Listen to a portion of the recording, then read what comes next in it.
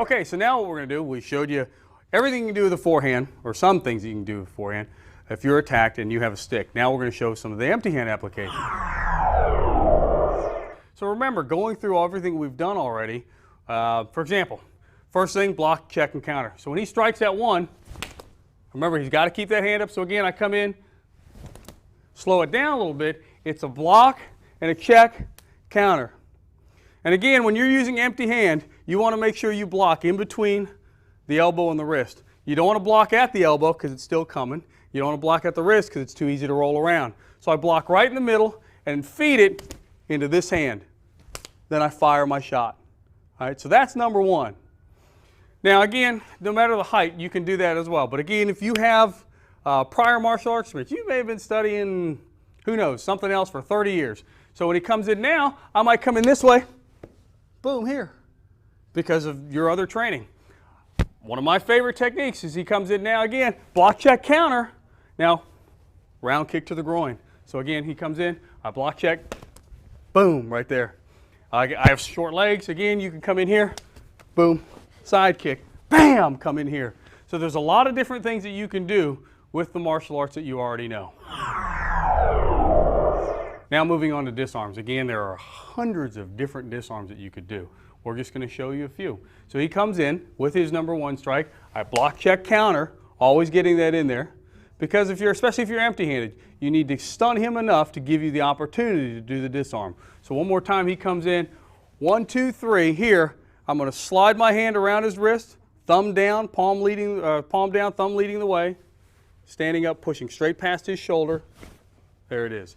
Now, obviously, could he hit me there? Yeah, probably. That's why I have to, boom, do that to get the chance to get that disarm in. Again, let's have him come a little bit lower. From here, shooting in here this way. Now from here, I'm going to drive his elbow into his center. At the same time, I'm going to torque his wrist this way. And then you can take the stick. He strikes, stunning him here. There it is. If I want, there's that. One more time. He comes in, block, check, counter, driving the elbow in here, taking the stick right out. Now it's very important, from here, you push in, creating a negative here. Look, his head's coming forward, creating one here in the wrist by turning, then this will come out very easily. Do not try, hold tight, to pull the stick out. There's no way I can do that. But from here, pushing in, even as he holds tight as he wants, all I'm going to do is pry, fulcrum lever activation. Here it is. Boom. One more time. Here, drive it in, here. Now it's important because again, you don't want to give him the time to react to hit you. Your goal is to keep him thinking defense so he can't attack you. So when he strikes the first time, here, everything is happening quickly. You're driving him back so he doesn't have a chance to react. All right? Now, going to a lower strike. 1, 2, and I'm actually feeding that into here, 3. And we've already talked about this. I can do any of the ones I've already done. So I'm just going to sweep it across, sweep here. You can do all sorts of throws. You can do all sorts of locks. I can come right into here if I want. So one more time. Shooting low, 1, 2, 3, here, coming across, disarm. I can shoot that way. I can shoot any way I want. I can lock here, pressure point, knockout, whatever you want to do. One more time. Strike comes in low. I block, check, boom. You got to get that in there quickly. Right? And then there's the disarm. You can go back to the compressed elbow mobility throw that we did last time. It doesn't matter because you already have that skill. So that's an example of some of the stuff that you can do empty-handed. Now we're going to show you some different types of locks or trapping maneuvers you can do if you don't have a stick and he does. First one, we already did this with a stick, but it works even without a stick. He comes in with a number 1, block, check, counter. But now instead of striking here, I actually threw my arm up here because I want him to grab my forearm. Okay, I want this position. I shoot the hand up, torquing, bring it across the center line. Down he goes. Watch again. So he strikes, bam. If you want, you can prone him all the way to the ground. Lay down, please. Thank you. Then if you want, you lift him straight back up, up, up, up, up, up, up, up, up. Okay, and then we'll get ready for the next technique. So again, we've already done that one. I'll show you one more time. 1, 2, 3, here, shoot up, grab, and there he goes. Right? Now if he's shooting a little lower, 1, 2, 3, notice this time, first time I struck him, second time I led with my forearm. This time I'm just leading with my open hand because of what we've learned from, again, our influences of small circle and the pressure points. I know the pressure points here, and I also know the the fulcrum activation and forward wrist extension from small circle. We have this right here. Then we have up. Drop the stick, please. Thank you. See, now you're ready to go. One more time. He comes in, spam, right there. There he is. Again. 1, 2, 3, here. I purposely do this. I can grab these two. I can grab these two. It doesn't matter. Right? Or you can just grab one. So I shoot down in here, and there it is. Now remember, we'll talk just a second about finger locks and what the J family's taught us. Remember to cross the center line because of the cross-extensor reflex. We want him to go across so he can't hit you. So when he strikes, I come here, boom, here. I'm going to bring him across this way because I don't want, because right now, if just he gets lucky, he could hit me with that stick.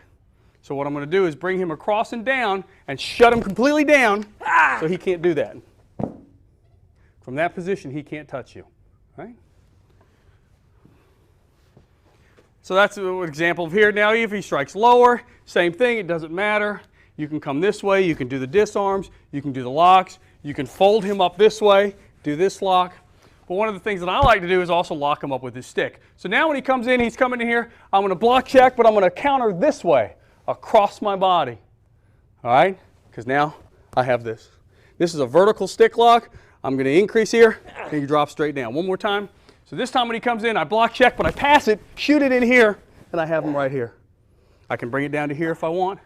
Again, talking about that here. Oh, he blocked it. I have that as well. So watch again. Coming in here. 1, 2 here across. I come down here. If I come here, feet here, I have this. If I come here, bam, feet it, I have this. Now watch here, watch that. I have that. Then, bam, he's out. One more time, real slow. Block, pass it, check and counter that way. Achieve the vertical lock or horizontal. If I wanted to, I could let go and feed that way. I have here. Now, if you notice, the way his hand is, I'm going to pin his thumb that way too. All right? And then if I want, I just let go, feed it this way. I know he's going to block that. If he doesn't block it, I'll hit him. Slam right here on the wrist, on those points, torquing here. But people always say, what about that hand? What about that hand? I'm going to turn it right over into a bent elbow wrist lock, laying the stick across the wrist, right down. He's done. So that's an example of some of the locks you can do with a stick because you're empty-handed. So as we showed you earlier with the compressed elbow lock going to a mobility throw, again, if you can do it with a stick, you can do it without a stick. So he comes in with the #1 strike here, striking here, disarm, come up to a compressed elbow, shoot him through, and there's the mobility. Again, from here, you can do any number of things. You can step up, kick him around. There's a lock, one of my favorites. If from right here, you just drop your left knee onto his head, right knee onto his ribs, bam, and then you break his arm. And he's pretty well good. All right, one more time slowly. He strikes, block, check, counter, turning the wrist into the negative, pushing it in if you want to. There's the disarm. Rolling it up, again, on the nerve of the back of the elbow. There's it, and then you shoot him through for the mobility throw. Now, one of the things we're going to do now is we're going to show you how the influence of the pressure points from my learning from Master Hogan, some of the other opportunities that are out there when using pressure points. So now we're going to bring in somebody to help me. Johnny. Sure. So from here, again, he's going to strike a #1. 1, 2, 3. Here. I'm going to disarm. Get him into a compressed elbow in this position. Now, one of the things Grandmaster Hogan taught me was a target will present itself. So from here in learning, I know that right now the gallbladder 20 has just presented itself to me. So this would be an easy strike. So from right here, there it is.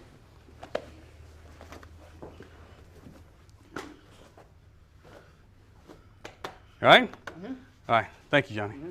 So that, again, is an example of how we've had evolution, thank you, of modern R&Es integrating both the small circle and the Chiu from Grandmaster Hogan. All right, so now we're going to show you another variation of different types of sweeps or throws. He comes in with a 1. Bam! You get in there fast. You want to charge him in there because you want to stop him from thinking offensive. Here, shoot in. Boom! Right there. And again, I really like dropping on the groin. Slow. We'll do it one more time slow. Block, check, counter. Now, I'm splitting his triangle, driving my leg in between his, using my forearm on his hips, driving him in that direction, picking his leg up as we go, because I want to maintain control. I can slide back to ankle lock, or again, I can do any number of things, or I can just step down just like that. And that's another example of a throw. Now we're going to show you a different type of sweep, utilizing the pressure points that we've already learned from the Chiu show. He comes in, throwing that number 1, bam, right here. Slowing it down, we're hitting spleen 6.